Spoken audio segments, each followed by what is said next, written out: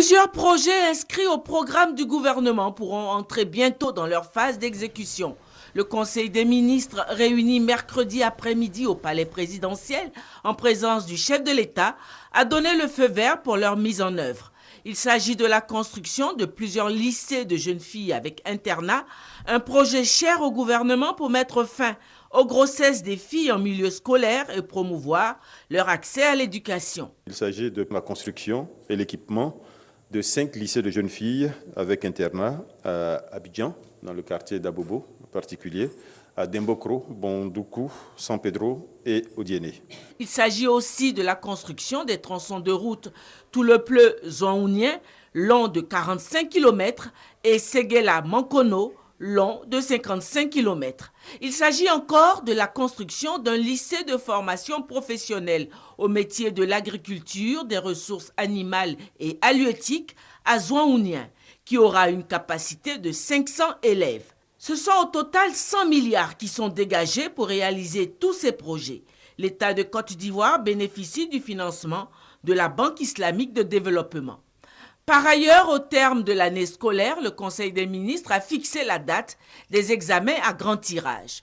Le calendrier du déroulement des différents examens et concours à grand tirage, à savoir le CEPE, le certificat d'études primaires et élémentaires, le brevet d'études du premier cycle, le BEPC, et le baccalauréat, session 2016, est arrêté comme suit. Mardi 14 juin, donc épreuve écrite du CEPE. Mercredi 15 au samedi 18 juin 2016, épreuve orale et pratique du BEPC. Lundi 20 au vendredi 24 juin, épreuve écrite du BEPC. Mardi 28 au vendredi 8 juillet, épreuve orale et pratique du baccalauréat.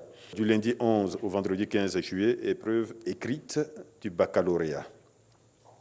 Donc la fin de la session est prévue le vendredi 29 juillet 2016 avec la proclamation des résultats du baccalauréat sur toute l'étendue du territoire national. Un phénomène social que le gouvernement veut traiter certes par la répression, mais également par la resocialisation.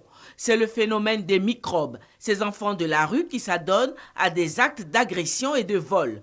Le gouvernement a décidé de financer un projet d'insertion de ces jeunes délinquants. Ce projet permettra de donner une formation qualifiante à ces jeunes, d'accompagner leur insertion professionnelle à travers la formation civique et citoyenne et permettre leur inclusion dans la société. L'opération se déroulera dans les centres de formation civique et citoyenne de Guiglo et de Sassandra pour une cible de jeunes estimée à environ 300.